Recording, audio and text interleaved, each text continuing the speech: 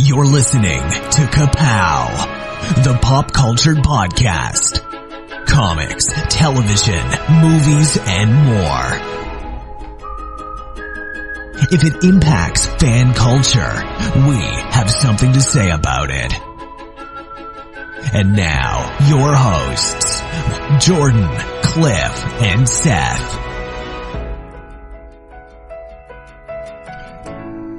Hey everybody out there, Ka-Pow, the pop culture podcast is back once again. My name is Jordan Lowe. I'm Cliff Barnes. I'm Seth.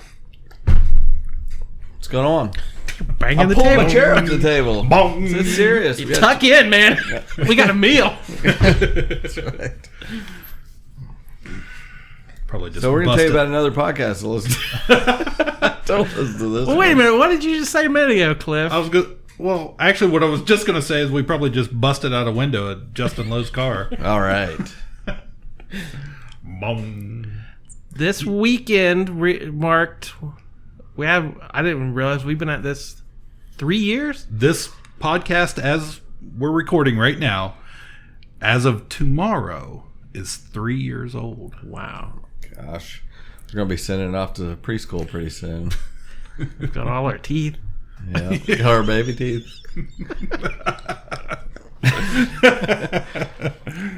Yeah. Well, that's cool. Thank you for everyone who stuck with us from the very beginning, or new listeners. You're also always welcome.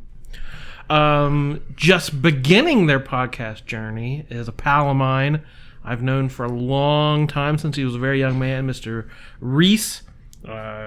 Was from basically my hometown, one of those little... Reese? Reese. This is just like one name, like Cher? Well, they didn't use their last names on their podcast, so I don't know. Oh, yeah. I'm just going to use first name. That's good. He's Reese, man. That's all you need so to it's know. a first name. I got you. Yeah. He threw me. Okay. Yeah. Yeah, I just checked out his new podcast. They've got 4 episodes up. It's called Late Night Cage Fight. Oh. Talking about Nicolas Cage. Wow. Reese, Steve, and Kevin are the 3 hosts. They've been friends for a lot of years, and they've been fans of Nicolas Cage forever. And they are rewatching every single movie Nicolas Cage has ever been in. That's like 108 movies. I was going to say, how many movies is that? He's been around forever. Yeah, so they are going chronologically. The first episode was Valley Girl, and they broke it down as obsessively as we do Riverdale. They went scene by scene. Oh, boy. They pointed out, now, what was the point of that? Like, they had weird little, inconsistencies they noticed in the script. Like, they tore into it. There was a lot of meat on the bone, and they really got into it. And they were very funny and worked in a lot of clips. Like, they were laughing about, some early sort of Nick Cage, vocal tics that he has. And like, they would play them. They worked in the audio. Yeah. They worked in some music clips. So I noticed a few little audio hiccups, but welcome to the podcast world. Yeah, join the club. That's going to happen to everybody for the next 3 years plus. Yeah, plus. Yeah, we're not over ours. Are they all from here? This area? Yeah, all 3 of them are local. Still. They're Born local. Okay. Yeah. They're living elsewhere I'm now? not sure where they're living at the moment. Yeah. Or do they fall under the mayor's jurisdiction? Reese would have grown up pretty close. Okay. Yeah. Out in the boroughs of Lower Salem. Nice. Yeah, We're popular out that way. Late Night Cage Fight. You can find them Podbean. I saw them on there. They've got a Facebook page. So, Well, good luck to them. yeah, I just checked out the first episode, but I'm going to keep up with it. It's like, especially these early ones are weird because like he was a nobody. So there's a lot of movies he was not the focal point of. So Right. I'm sure once we get further and deeper into it. He was still Nicholas Coppola. Then. Right. So you were proposing that we take like one of our special things we do and apply it to this. Right. Yeah. So we can show the young whippersnappers how it's done. We have a segment called One Job. One job forever? Look, I have one job on this lousy ship. It's stupid, but I'm gonna do it, okay? You tossers! You had one job to do! Yeah, so after 3 years, we no longer research any of ours. We just throw it out there 5 minutes before the show. Hey, let's do one job. Nicolas Cage, sounds good. The pressure is on. I was so relaxed. I was like, we're going to record a podcast. And because you're such a big fan, or just because there's too much? Yeah, I think so. Just because I really like Nick Cage, and I want to get this right. And I feel like I got two people going to be fighting against me here. So this is our segment where we pick an actor, a writer, a performer of some sort, and we pick the one job they've done that would stand the test of time, the thing you'd put on their tombstone, that you would most remember them by. And not always pop culture wise and mainstream wise, but the thing that resonates the most with us. Yeah. So Valley Girl is one. Name all his other movies. Oh my gosh. Man, there's some good ones on here. I'm not gonna lie. The Croods too. Yeah. Now their first 4 episodes cover Valley Girl, Rumblefish, Racing the Moon, Cotton Club, and Birdie.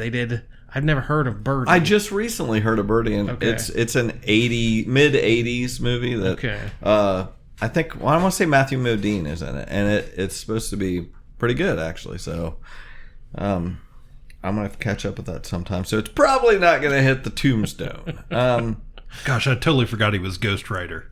Yeah, he was Ghost Rider. We got Amos and Andrew. Oh, yikes. Let's see. I'm going through here. We got Guarding Tess. I remember that one. Trapped in Paradise. Yeah. Honeymoon in Vegas. Mm-hmm. Sarah Jessica Parker, James Caan, I think. Army of One, I just saw a couple years ago. That was that one where he went to the Middle East and solved everything. that was fun. The Sorcerer's Apprentice. I'd say you would find that.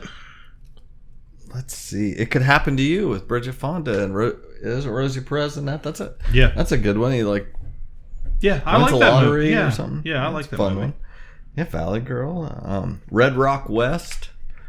Laura Flynn Boyle, I think. I know I've seen that. I remember liking that. It was kind of a good noir movie. It was good. Kick-Ass. Kick-Ass. He has a small part. He's like wears a Batman uniform. World Trade Center and Bringing Out the Dead were both around the same time. I have not seen either one, but Scorsese, I think, did Bringing Out the Dead. I've got it. It's one of his lesser films, but it's him and John Goodman, so it's worth a watch. Yeah, I've got it on my DVR, but I just can't make myself. Peggy Sue Got Married. Yeah. Snake Eyes with gosh, I think Gary Sinise or something is in it. Brian De Palma movie. Vampire's Kiss.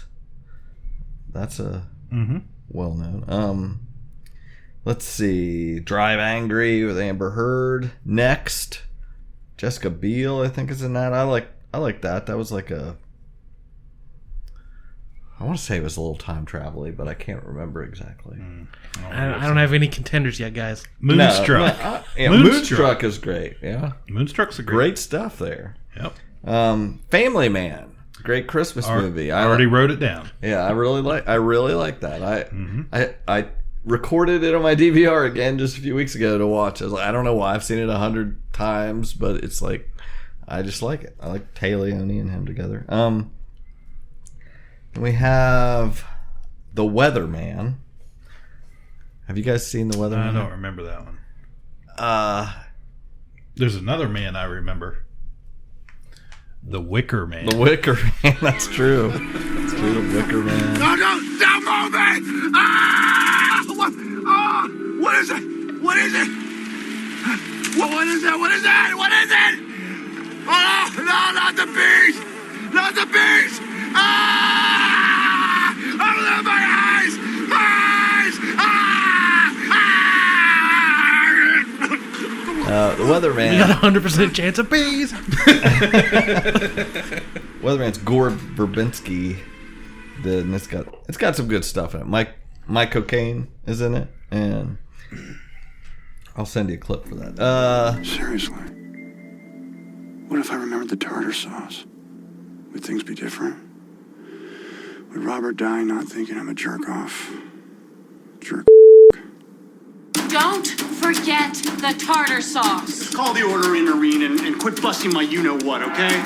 You always have to listen to what I'm saying to you. I heard you! Tartar sauce!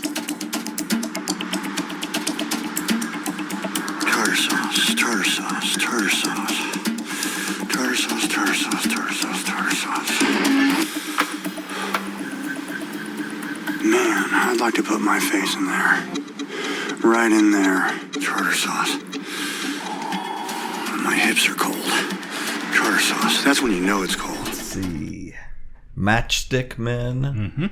That's a good little con man movie with Sam Rockwell. Joe from just like 2 or 3 years ago. He's like works on a lumber crew, and there's some trouble. Trouble finds him, but it's good. Yeah, you called that Ghost Rider. Let's see, 8mm. Anybody seen 8mm? You haven't even seen 8mm. I haven't seen a lot of these. That's sad. Okay. I like 8mm. I didn't care for 8mm. Well, it's not. There's no flying. A movie elephants. about snuff films. Yeah, it's good. I was like, no, thank you. It's a good one. Joel Schumacher. I know what my wife would vote for, I think. It might be a little toss-up between The Family Man and a movie called Face Off. Yeah. Face Off. With John Travolta, Nick Cage. Yeah. They trade faces. Yeah, that is a cult classic. People love that movie. I don't know if I can bring myself there, but I need to revisit it. It's one of those Nick Cage movies where he's so ridiculous and so bad, it's wonderful. I would say that's like peak Nick Cage. Yeah. Throw a little Travolta in there. Mm-hmm. We have Gone in 60 Seconds with Angelina Jolie stealing a bunch of cool cars. Eleanor Mustang. I feel like we're still not there yet. Knowing 4 or 5 years ago. Have you never seen that either? No. It's a supernatural type movie, but it has some really great moments. Like it's worth watching. I like it. Okay, National Treasure. That was a very popular movie. Somebody stole the freaking Declaration. I would say mainstream wise, that's probably his biggest. Yeah. One of them. I would definitely. fall for that being. Yeah, I definitely wrote that down. I saw Mom and Dad last year where he tried to kill his kids. He was in. I recently watched Teen Titans Go to the Movies. He was in that. Let's see. Fast Times at Ridgemont High. Mm-hmm. Classic movie. He's briefly in that. Now, I learned from that other podcast he was fired from that. He was supposed to have a more substantial role. Oh, really? And he got fired from it. Huh. Yeah. That's not a movie I've always really loved. Like, it's very popular, but I was never like really... I should have loved it. Yeah. I mean, there's things I love about it. I haven't watched it in forever. The classic Phoebe Cates scene, and I like it. Con Air, that's a mainstream. Oh, Con Air. Yeah, people. That's a great movie. That's big. Let's see. Adaptation. Spike Jonze movie. He plays a couple roles in that. Mandy from last year was that psychedelic movie. He's got a little voice role. It's noir Spider-Man and the Spider-Verse movie. Okay, the big ones sticking out to me are the what? The what? What are you gonna say? The Rock. The Rock and Raising Arizona. The Croods won. Yeah, I immediately wrote down Con Air, Face Off, National Treasure, Family Man, The Rock, and Raising Arizona. Okay, another one I want to mention because I love it. The Bad Lieutenant, Port of Call, New Orleans, Eva Mendes. Really good, it is really good Cage. Whenever that podcast you were talking about gets to that, I think they're gonna like that one. What was the movie? Was it last year where he had the sword and he went to the Middle East to? That was Army of One. Yeah. Okay. Okay. What are you guys thinking? Are you passionate about any? I have one that's pretty much my definite pick, but I imagine I know what it is, but you're gonna say I have a weird thing in my childhood. I believe we rented both Face Off and Con Air in the same weekend. Just that would be randomly, confusing. not like on purpose. Like we got to watch these, but they were both fairly new, and we hadn't seen them before. And we got a pizza and rented 2 movies, and like those 2 movies are inextricably in my head. I can't think of one without the other. For some reason, that weekend impacted me a little too much as a child. But I liked them both. To me, Face Off was always a little bit better. Con Air was the more cheesy. Yeah. But they're both of that Agree. sort of, midnight movie kind of quotable fun time at the movies. Adaptation was a good performance, probably his most artsy sort of role. Oh wait, didn't he win an Oscar for Leaving Las Vegas or something? We didn't even mention that. Might have been I think it was nominated. Oh, okay, but still, That wasn't a movie I cared much for. no. But I mean, he was but good. I feel in like it. we Yeah. should mention. Yeah. Somehow I missed that one. Yeah, I'm not real passionate about any specific one. I mean, I feel you, Cliff. I love The Rock, but Yeah. is that Cage at his best? Yeah, Or is that it is that a great ensemble? Yeah, Sean with Connery Ed Harris and and- Sean Connery. You know, Yeah, was that feels like kind of a turning point to me. Like he was the leading man yeah, with these other 2 guys who are very respected, and this was a Nicolas Cage vehicle. Yeah. And No, the like, vehicle was a fly yellow Ferrari Right. F355. But like, did he ever do that again? Did he ever reach those peaks of The Rock? Good speed. You know what that means. Stanley, was that it? Stanley Goodspeed. I really, as far as I love The Family Man. I think it's a great Christmas that's movie that my wife she turned me on to that movie. But I think I remember watching Raising Arizona because it was shortly after it came out. It was on, I think, Showtime or one of the movie channels on cable a lot. And at me not being that old at that time, I didn't really get the movie. And I watched it over. It was on a lot. And like, I knew that people loved that movie. And I just couldn't, I think, grasp it at that time. But as I got older, years and years went by, and I sat down and watched it one day, and I was like, this movie's pretty great. Yeah, I had something very similar, which I didn't even remember I had seen it before. But I sat down in probably late high school or college to watch it, and the guy on the bike. I remembered that, like, that had scarred me as a kid. I probably didn't even know what movie it was from, but I saw it when I was a little bit too young, and I remember this apocalyptic biker, killing a bunny. I was like, oh, that's where that's from. Like, he had haunted me for years since. But yeah, that's definitely my pick. Raising Arizona. The Coen brothers are my favorite directors. This is madcap comedy. Yes. Like, it's very quotable, great lines, great performances from everybody in it. So that's my hands down. But Son, you got a panty on your head. Just drive fast, eh? Turn to the right! The first time I met Ed was in the county lockup in Tempe, Arizona. You're a flower, you are. A day I'll never forget. I do. You bet I do. Okay, then. My lawless years were behind me. Our child-rearing years lay ahead. But biology conspired to keep us childless. You go right back up there and get me a toddler. I need a baby hide. I got more than I can handle. At the time, Ed's little plan seemed like the solution to all our problems. And the answer to all our prayers. He's beautiful. What? Are you kidding? We got us a family here. Awesome. I pick 8mm. You guys can sign in Raising Arizona. I'm totally fine with that. Yeah. And I get to pull a Cliff. Celebrity Films. Eddie, Yeah. I know all about it. Yeah, you know about what? About that girl. 6 years ago. I know what you did to her.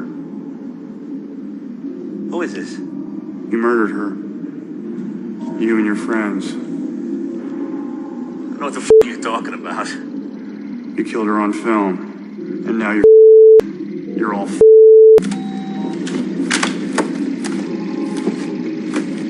I get to vote for something else. Feels pretty good, doesn't it? It is pretty sweet.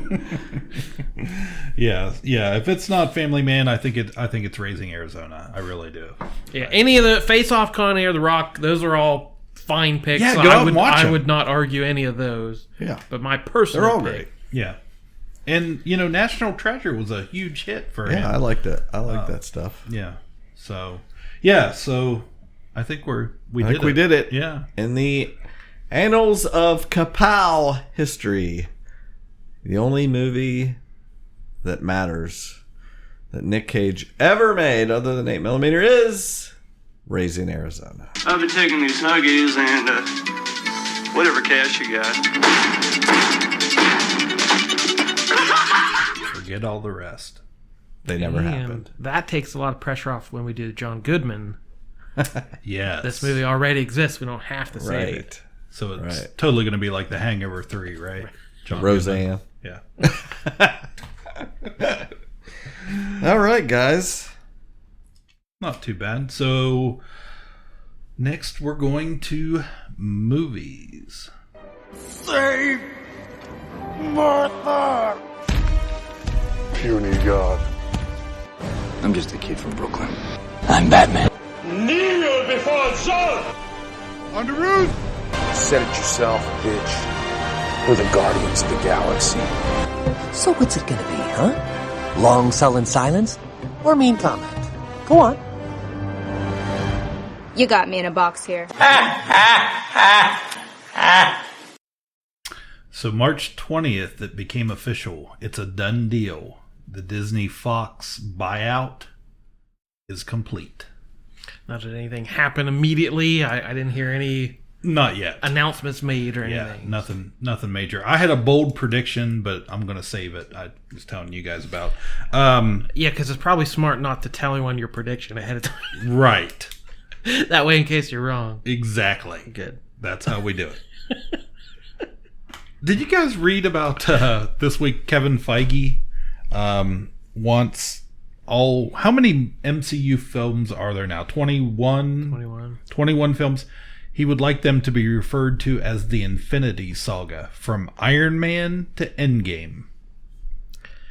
I did see that, and I don't love it, but I don't hate it, and I had already been thinking myself, I wanted a name for that, because there is an ending here, and I've already said that after Endgame, yeah, I'm gonna feel like that was my Marvel. Mm-hmm.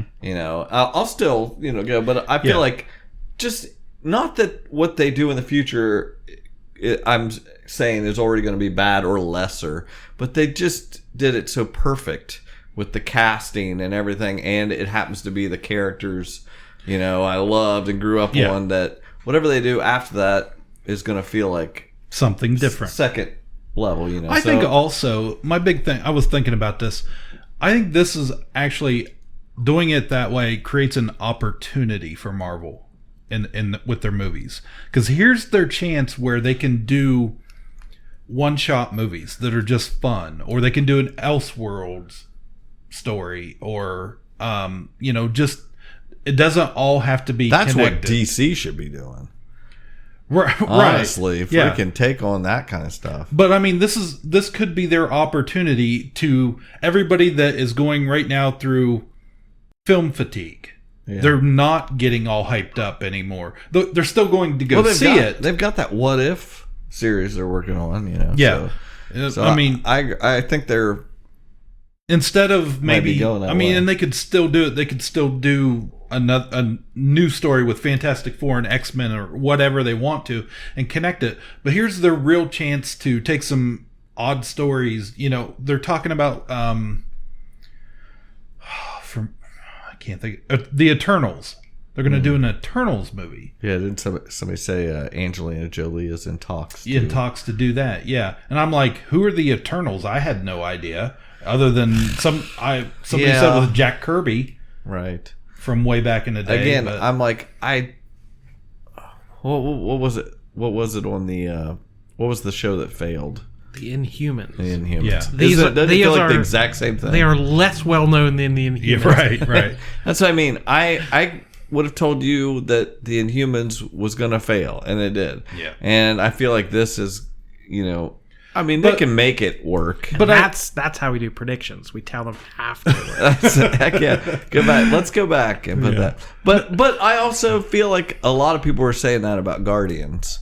And they were like, oh, nobody's ever heard of the Guardians of the Galaxy. But yeah, I don't like the cosmic so much, the super cosmic. Well, I think that's where not they're where going. Marvel succeeds to me. Yeah. But I think that's where they're going with some stuff. But I also think this is a chance for them to do movies that the general public doesn't have to do homework before they go see it. Mm-hmm. And they don't have to worry about this book or what happened in this story. They can just go and be open to it. Because that's got to worry them at some point. Oh, yeah. Like, okay, we were investing this many millions of dollars. Right. At what point does it just collapse under its own weight? Yeah. It will.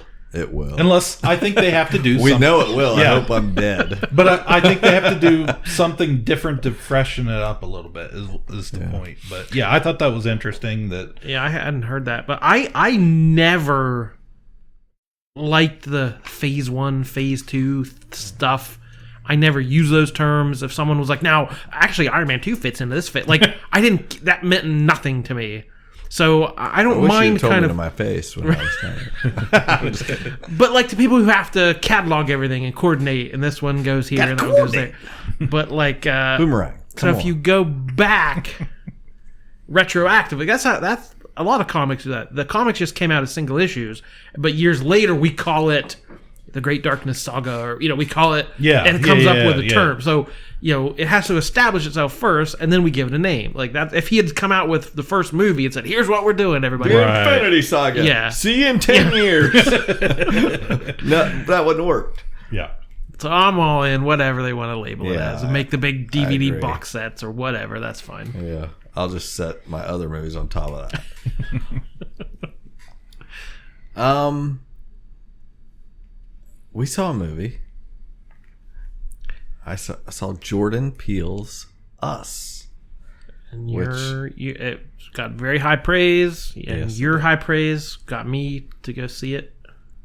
Well, I'm $5 a night, probably. Yeah, I waited till cheap $5. I wonder what praise I would have to give to get you to see something on not $5 a night. I know when I went and saw Split, I didn't think that it was such high praise, but I wanted you to go see it enough that I gave you $10. And you still didn't go see it. And then, well, because someone spoiled it for me. That's true. $10 returned. You saved you $10. Ah, defiance.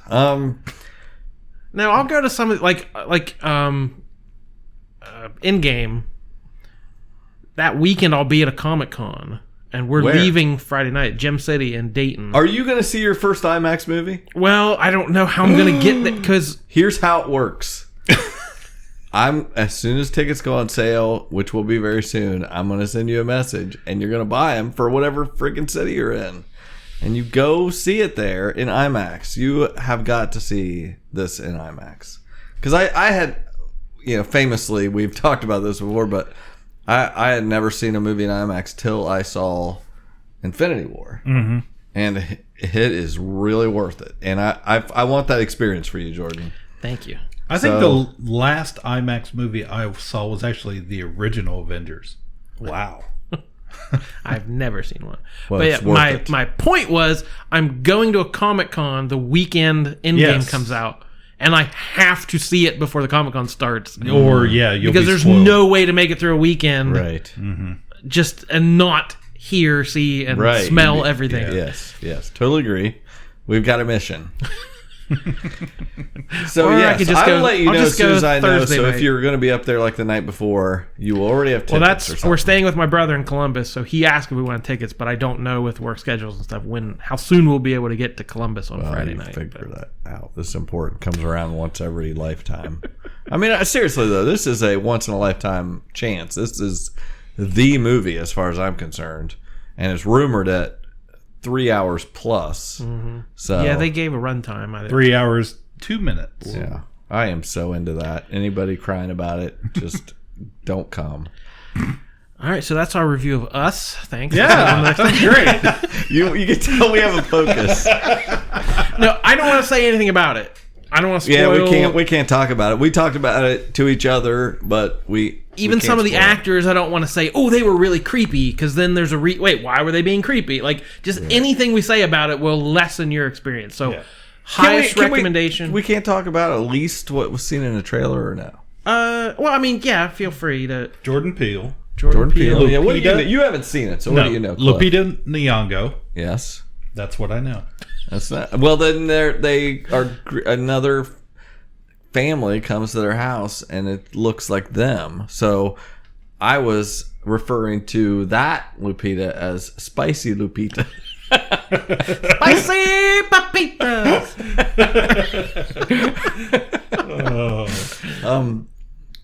Anyway, I just wanted to get that. But yeah, and there's a lot of ink being spilled of what does it all mean? What's he saying? And I feel like he, with Get Out and the universal acclaim it had, he won an Oscar for his screenplay. It is now this is his sophomore movie. What's he doing now? He's got to up the game. And like I think he made a good horror movie. If you got something out of it, cool. But I don't know that it needs to be scholarly examined and torn apart, because then it just becomes less, and you keep adding. That's the same thing that happened to Shyamalan. He made a great first couple movies. It was like, well, what twist are you going to do now? Try and surprise me, Shyamalan. Like, people got expectations. They got all wrapped up in just that part. That's what I did hear recently. Like you said, there's a million think pieces about it, which I love. That's what I love a movie like that everyone can come at it from a different perspective and apply their own, experiences onto it. And I did, like he said, I know the answer. He's like, I do have a definitive what happened, what's going on. He's like, it's just a balance of how much I let out, how much I show you, and which I think that's brilliant. I mean, he's doing to only give you so much so we can all discuss it and pore over it and read all these think pieces and just enjoy it after we see it. Like, a movie that I walk out of and think, I know I liked it, but I don't know exactly why, because I'm willing to admit there are smarter people than me out there that are going to spark things in me and make me think about from my angle, their angle, and so many different people. And I really enjoyed reading all that stuff. And there's two different tracks people are taking of the typical, now, but wait, what if this was part of the twist? Right. And they're reading into plot, and then there's also the, what is this saying about America? So, yeah, that's wonderful. I got a lot out of it. It made me think about things as my rural white existence. But, yeah, I don't think you shouldn't go into it, all right, what's he trying to tell me? Just go in and enjoy it. And if you are the kind of person who needs to know every detail and you get hung up on the, well, how did the killer manage to do this? Like, how did Jason survive the axe to the face? Right, exactly. Like, nobody asks about that. No. So if you leave that at the door, right, just go enjoy it. And I do want to, shout out to all the actors and actresses in it. They were all great. All the kids were great. Lupita Nyong'o was amazing. I'm probably going to be saying her name like I did Toni Collette's all last year. Yeah. I really like her. Yeah. Like that. She was just great in this. And I just think Winston Duke as the every dad, as the white dad, as I wanted to say. I mean, this is the dude. This was Man-Ape from Black Panther. This dude is a beast. He is cut, and he shows up in board shorts. Like, hey everybody, he just looks like a dumpy dad bod. It was great. He was also doing a Jordan Peele impression. Yes. Every line he said, I could imagine Jordan Peele saying that line. So definitely, if you like horror, like I wouldn't recommend it to Cliff. Yeah, I'm not a big horror guy, but I'm not either. But I really like Get Out. Okay. Well, then maybe you better rent that. Then I was totally open to it. I just hadn't gotten there. And it's more horror than Get Out, but there's not a ton of like gore. No. There's some jump scares and some there's terrifying stuff. But it's not really a slasher movie that. So basically, we've killed ourselves because we have this juicy movie, and we've already established that there's all kinds of stuff to talk about. We have a podcast, and we're not going to do it because we don't want to spoil it for you. That's how much we love you. Okay, but So what was your experience of seeing this movie? All right. So, like Cliff, I don't see a lot of horror movies. And if I do, I see them in my house, in my living room years later. On cable. On cable, just quietly. Usually their text pops up and says, years later. Yeah. And he said, what is that? So, I go to the theater on cheap $5 night, late show, 9:30 p.m., and it was a fun experience. This was one of my better theater-going experiences. All right. Because it was a decent crowd. It was more people than Captain Marvel, actually. This was a movie to see with people. And it was like, it seemed like a young kind of college crowd, and they were laughing at stuff, and like, nothing bothered me. I didn't notice anybody on their phone. Yeah. And like, you know, the family, the first time you see the bad guys, it's just a nice, creepy shot. And you don't really know what's going on. And you hear somebody in the back go, oh, now what?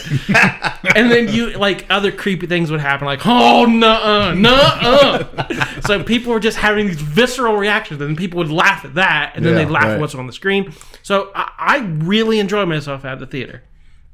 So leaving, as you should. That's my hope. It never seems to happen. That's always the plan. It's always derailed. You sit down next to that one guy. So I'm leaving the theater and walking to my dark car, you know, parked at the end of the aisle. Oh no! And I'm thinking, you know, I just saw a horror movie, but I'm not scared. Like there were some unsettling things, and leaving the theater, everyone was talking. Yeah. Or do you think that, like, everyone walking out of the theater was talking about what they'd just seen? Can't believe he's Luke's father.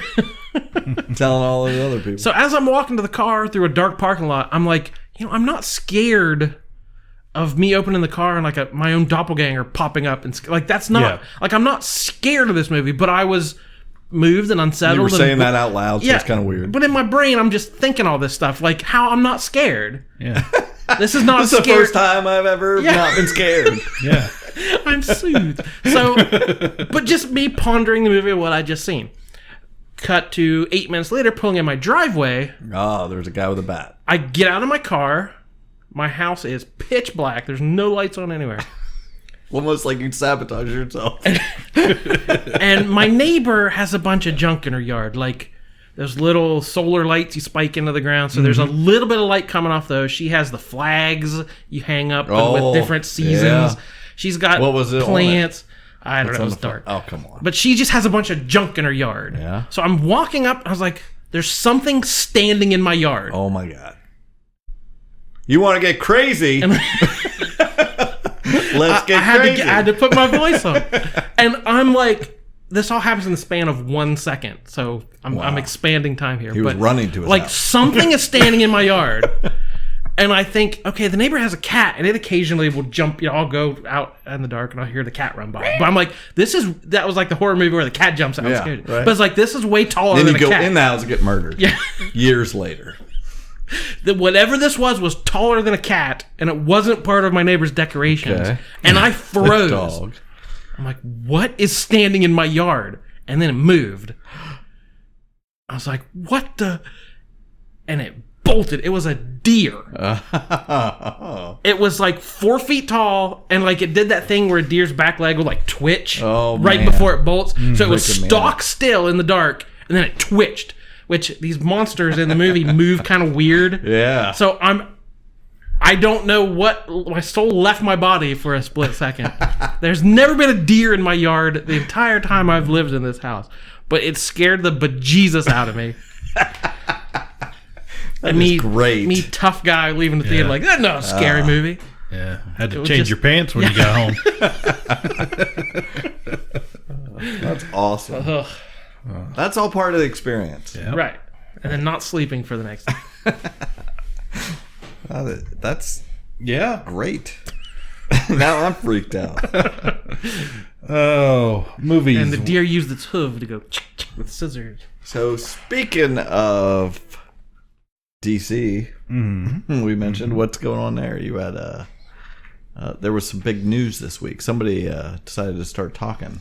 Yeah, I'm not sure where this was, a Comic-Con or some kind of panel setting. Yeah, I can't remember now.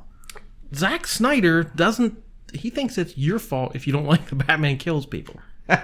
He thinks you're an idiot. Yeah, pretty much. He thinks you should grow up because you're living in a dream world.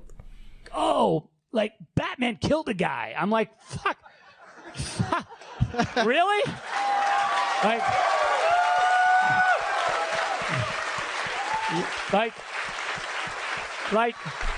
it's a lot of likes. I'm like, wake the up. It's like, yes.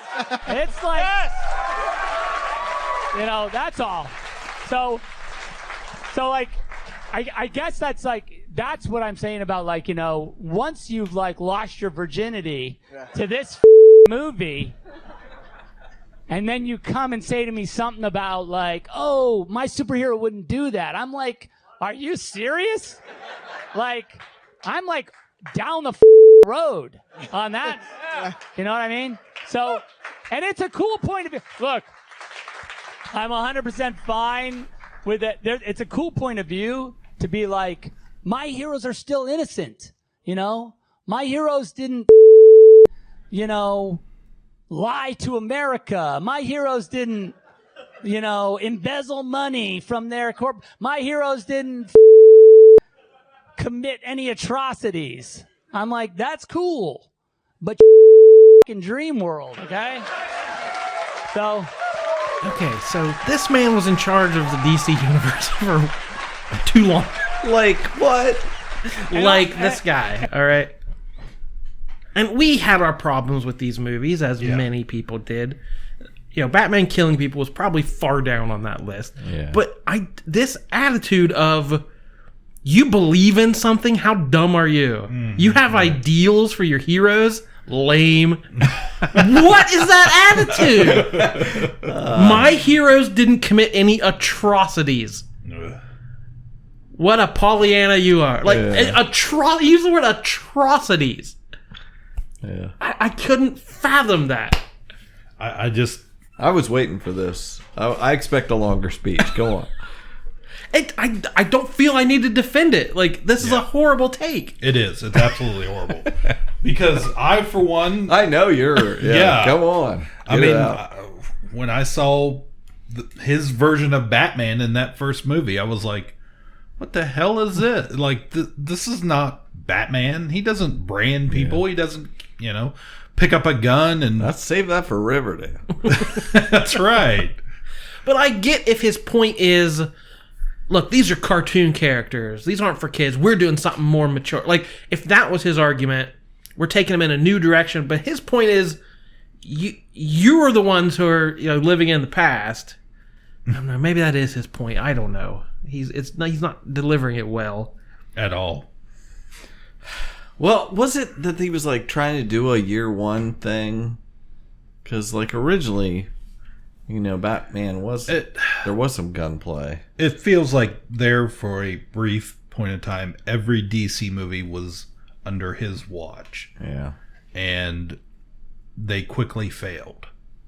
Until Wonder Woman came about to save the universe for those movies.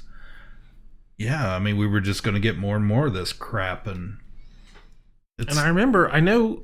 We've been podcasting a long time. I remember us talking about 30 years. An interview he gave on Conan where he was talking about, Superman could just get all the world leaders together and put them in a room and say, you better behave or I'll rip your arms off. It's that was his take on Superman. Yeah, come on. As someone who would do that. And his take on Batman is he would just kill everyone, right? So why was he ever in charge of these characters? That is the question. Right. He clearly did not understand any of them. And again, that's a slippery slope if you want to argue. You can't say, oh, well, your take on a character is the only right one, or saying you don't understand.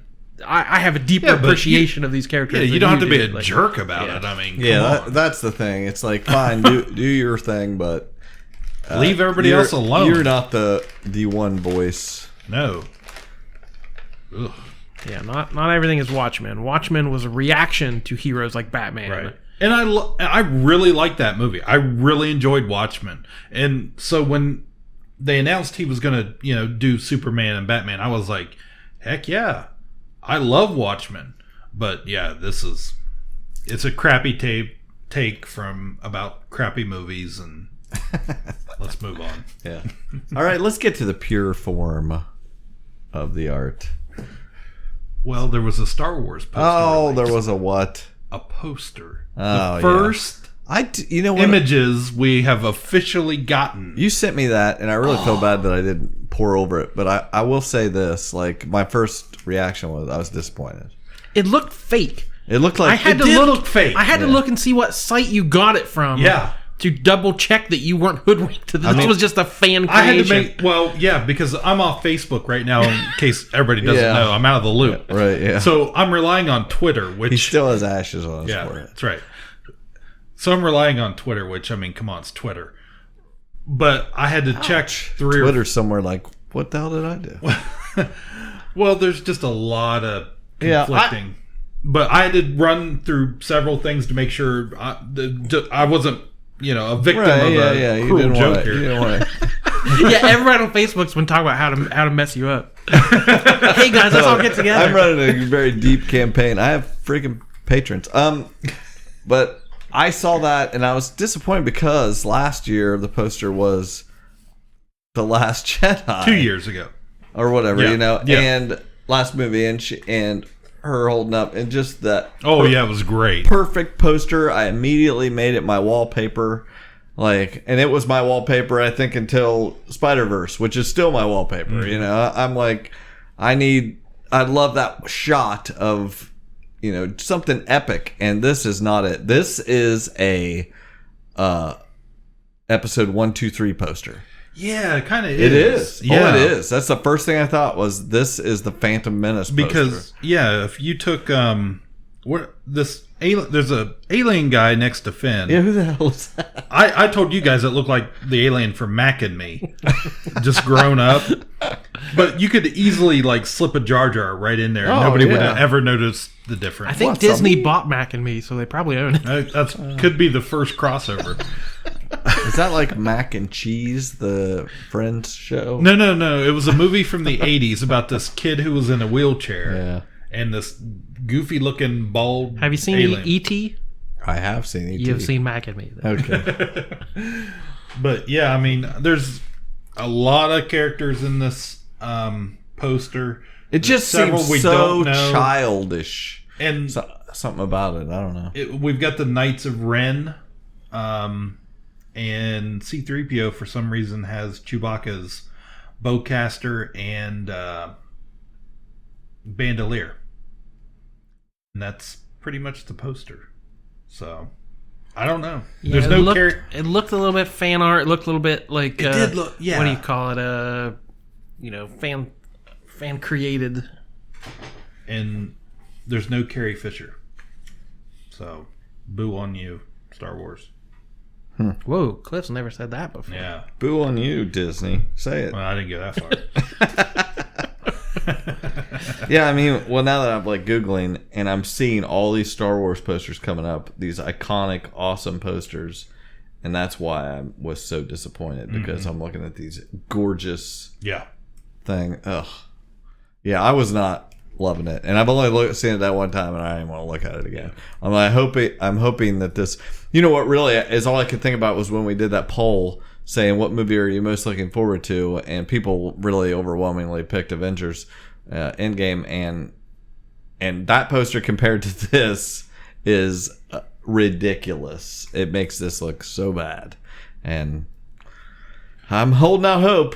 Let's hope I don't want we get something pretty for the whatever next time. Yeah, I want something gritty, I guess. I don't need...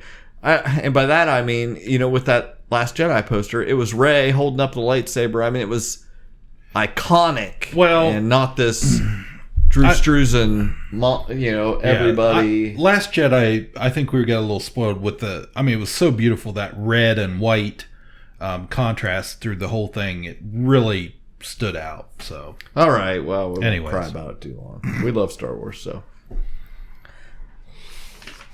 Let's do some comics. How can you read this? There's no pictures. Well, some people use their imagination. Well, I must hurry back to my comic book store where I dispense the insults rather than absorb them. It happens all the time. Read a comic book, okay? All right. As we are recording, last weekend was C2E2 in Chicago, and this weekend is WonderCon in Anaheim. So... the big publishers announce a whole lot of stuff. They do, trailers will drop and casting news will drop and new comic stuff will drop. So we probably haven't touched the surface of it, but I just grabbed a couple big notes. Jonathan Hickman is returning to Marvel. That's kind of the thing most people were talking about. He is doing 2 bi-weekly 6-issue X-Men books starting in July. They're called The House of X and Powers of X. So they're going to publish them alternating, so there'll be one every other week, so you'll get 3 months of weekly Hickman books. I think I did the math right on that. So they're billing it as a new major milestone. This is going to be like Giant Size X-Men did, or Jim Lee's X-Men, or Grant Morrison's new X-Men. This will be, they're letting Jonathan Hickman start something new and begin a new era of X-Men. And then we're probably looking, the other books in the line will continue on alongside it, unchanged, until this is over. And then the rumor is it's probably all going to reboot. We're going to start over again, and we'll have all new X stuff to look forward to. And Marvel has announced their next big event is Absolute Carnage by Donny Cates and Ryan Stegman. You're going to get a sneak peek on Free Comic Book Day. That's part of, there's going to be a short story in one of the Marvel issuings there on Free Comic Day on May 4th at your local comic store. And then, if you remember when Wolverine got the Infinity Gem when he was dead a couple years ago, and he just started popping up in random Marvel books on the last page. That works so well with Wolverine, they're going to do it with Carnage. So there's going to be 10 different books. Carnage is just going to randomly pop up in, and I'm sure they're going to have it on the cover and variant covers and all kinds of stuff. Oh yeah. So the first issue of this is in August, and the plot is basically Carnage, the great Spider-Man villain. He's on the hunt for every character who has ever worn a symbiote and every symbiote that's ever been, going all the way back to those first issues, after Secret Wars, where Peter had the black suit, and they've been promising that's going to tie together the entire history of the symbiotes and every aspect of Spider-Man in the black suit, Venom, and all those many offshoots. So, I don't know, Carnage is a huge name that he hasn't. They've given a couple his own solo books in a while, but they haven't let him be a big villain for a couple years. So this could solve all that. It seems like a no-brainer. Yeah. I mean, it's such a there's so much there to draw, and could be good. We're also getting a new chapter of Marvels, the book by Kurt Busiek and Alex Ross. This is the 25th anniversary. I was going to say, that has been forever. Yeah. I don't know the publication of that. How did they do anything after the original? They did a sequel to it, but it wasn't Alex Ross, I don't believe. So it was Eye of the Camera, I think it was called. It was about a news photographer. But this, Marvels was basically going back to the beginning of Marvel, Submariner, Human Torch, 1939 Timely Comics version. And then it was, there was a reporter it followed through the human view of these great events. What did it look like when Galactus attacked Earth? And you're just staying on the street looking up at Galactus. So it captured the scale of Marvel heroes in a way that had really never been done before. And it's a terrific book. Like I said, it's the 25th anniversary. And they have reprinted it. They put out a new trade paperback, and they're just now releasing the annotated version. They released 4 issues with a bunch of footnotes. And in this panel is a reference to this. So it's that's cool. It's very detailed. Because we thought you were going to get it the first time, but you didn't understand what we were doing. Right. We get this. So they're releasing later this year a one-shot. It's in that world, basically a sequel to this, but it's going to focus on the X-Men. And then all the stuff you bought, you're going to have to rebuy it because it'll be reprinted later as the complete chapter of Marvels. Cool. And we've had a few recent comics that have come out. DC launched their Ink and Zoom lines. These are the Zoom are for young readers, elementary school age, and the first one was Super Sons: The Polar Shield Project. This is New York Times bestselling author Ridley Pearson, who did the kids book Kingdom Keepers. Yeah. Are you familiar with that? Oh yeah, that was a big, huge series. Okay, very so popular. He's known if someone with a kid in school. Okay. So this is the first in a 3-part series. No, that's just his reading level. No, it's actually a pretty cool idea. They go through like the Magic Kingdom and different things. Here we go.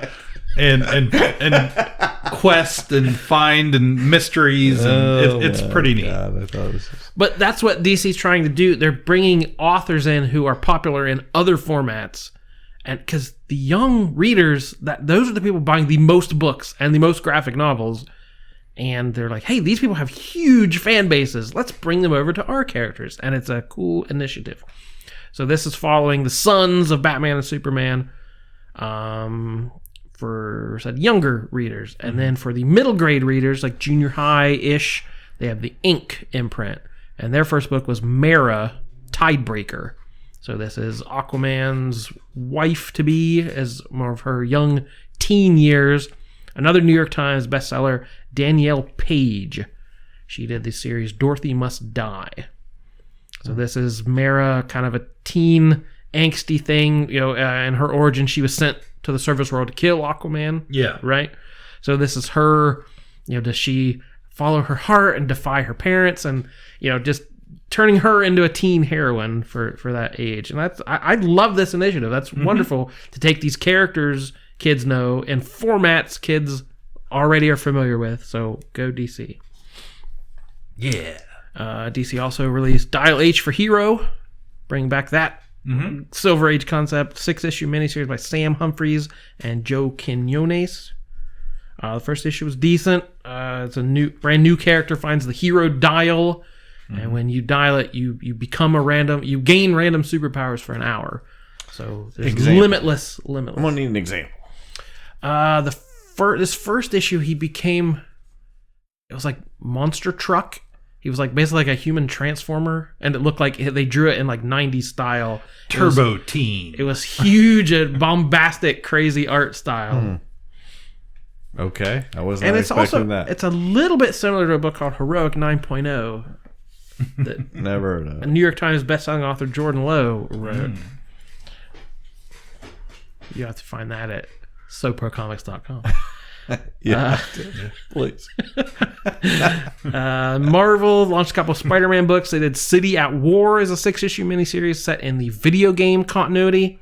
So the characters you dealt with in the game, they're going to expand on their storylines and some things that happened in the game and outside of the game. We're going to get more story if you liked the PlayStation game. And Spider-Man Life Story, another 6-issue miniseries by Chip Zdarsky and Mark Bagley. And this is going to be the real-time, basically, story of Spider-Man. So it kicks off in 1966. Peter's in college. So the second issue will be set in the 70s, and he's going to be 10 years older. So it's going to follow Spider-Man. He's going to age. Totally screw up with our suspension of disbelief. Right. But we're going to deal all the famous, the 70s will fight the Goblin and Gwen Stacy. In the 80s is have the black suit. In the 90s it's the Clone Saga. But it's going to be him decades older than he was in the original. So it's gonna be interesting. I bought the first copy or the first issue because I definitely want to read this one. I'm kind of curious how the Secret Wars go down with decrepit Spider-Man. His new suit. He hikes his black pants way up. We also had Cosmic Ghost Rider Destroys Marvel History. 6-issue miniseries. Everyone loves 6-issue miniseries. Co-written by Paul Scheer, the comedian. And this is the Cosmic Ghost Rider they introduced recently in the Thanos book.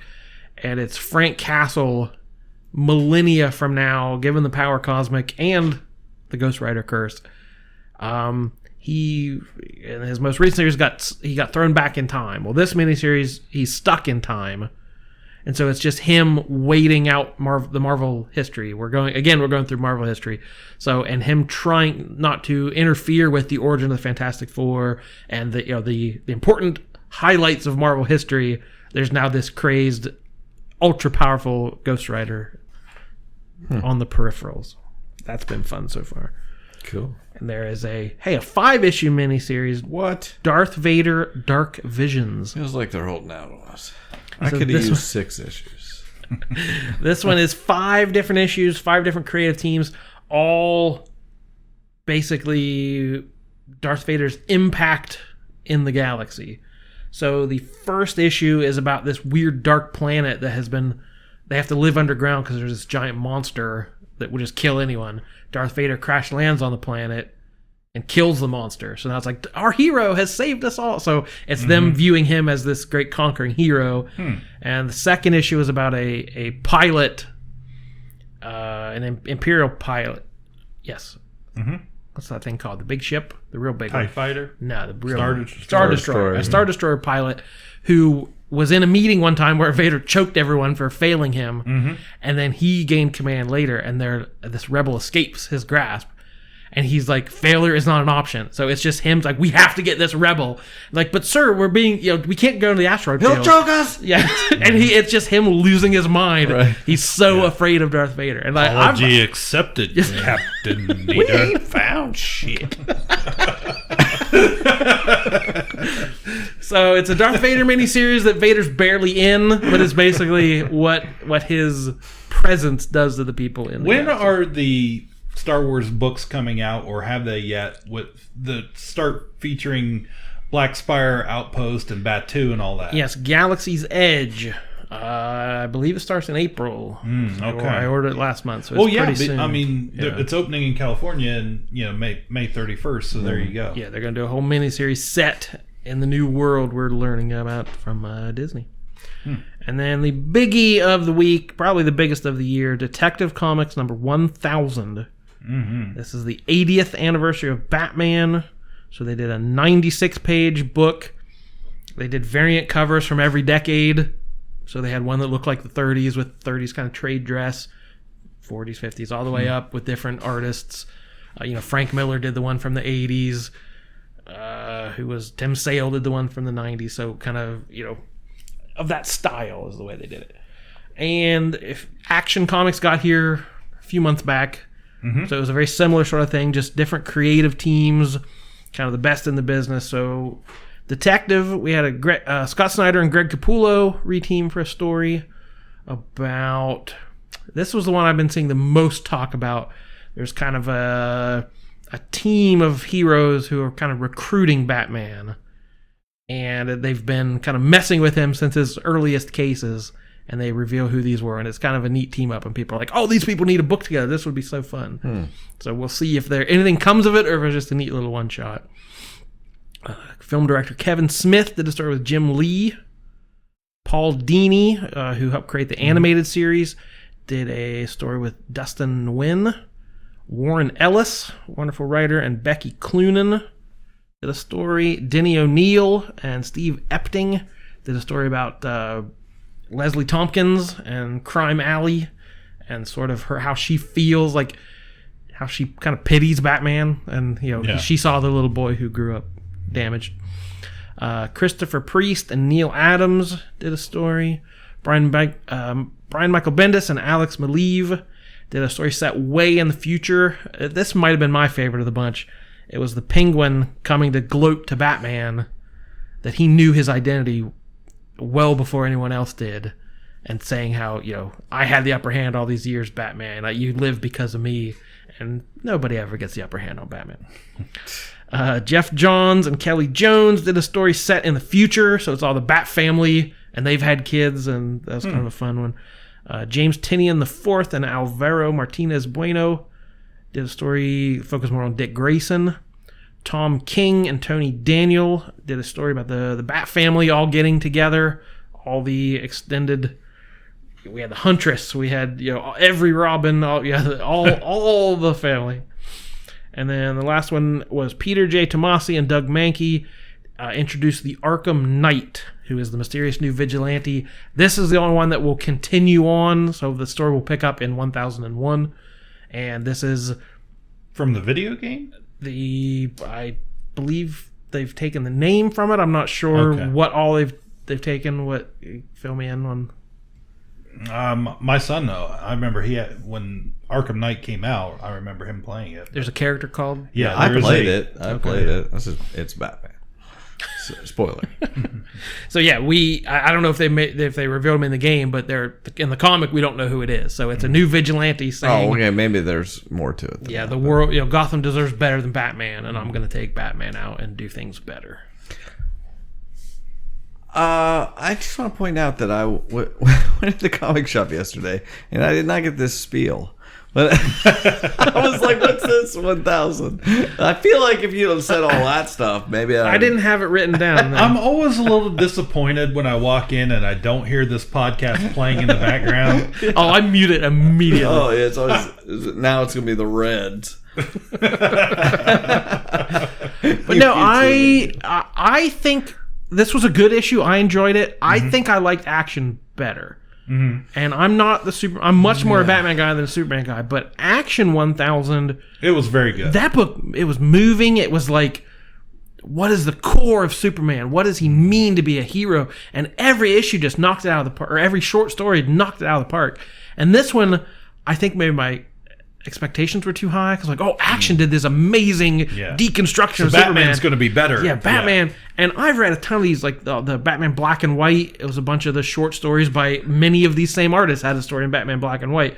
And these are basically, they're on par with those kind of stories. So it wasn't, I said there were some were better than others, but it didn't do that thing Action did that made me love Batman more and appreciate the 80 years we've gotten of Batman. They were just some good stories. Right. I feel like they should have I haven't even read it. Totally shouldn't say. But you expect so much. Yeah. This is 1,000. That and to pay $9.99 for a single issue. Yeah. Right. Your comic book guy's gonna have to really sell it to you. I'm gonna cut this audio out and just run it on a loop. There you go. I'll take that. That's what you should do. We're both on board with that. One job. That's your one job. All right, we did it. Yeah. Yeah. So thanks for. Everybody, all you Jessies, for sticking around for 3 years. And for you, Jesse, been here since day one, since So Pro. The OJ. Yeah. What was the name of that podcast? Nick Cage fight? Something? Late Night Cage Fight. Late Night Cage Fight. Check it out. I'm going to check it out. Hear some talking about movies. I love that stuff. We always like local podcasts around us. Too, yeah. I think they're catching on here. That's what we like to promote here. So... we will be back shortly with more of what we do. My name is Jordan Lowe. I'm Cliff Barnes. I'm Seth. Bye forever. You'll be back. Ka-Pow, the pop culture podcast, is intended for entertainment and information purposes only. Sounds, music, and clips played during the podcast are property of copyright holders. All original content is property of www.udownwithkpp.com. But what are we doing? We need an order. Yeah, and are we doing a one job on anybody? That was my question. Well, the only thing I thought I was going to bring up that guy's podcast about Nicolas Cage. I thought if we wanted... Oh my God, why don't you just friggin'... I just thought we'd cure cancer.